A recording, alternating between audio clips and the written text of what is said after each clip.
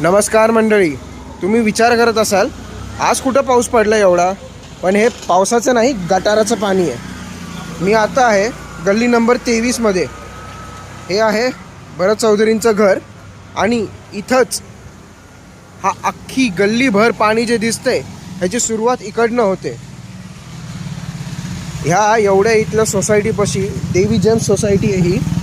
इथं गटार फुटलेलं आहे. आता ह्यांना विचारायला पण आपल्याला जमलं नाही, कारण की ह्यांना पण माहिती नाही की गटार नेमकं फुटलं कुठं आहे. तर आता मी तुम्हाला दाखवतो हे सर्व पाणी कुठून येतं. हे येतं आहे इकडनं.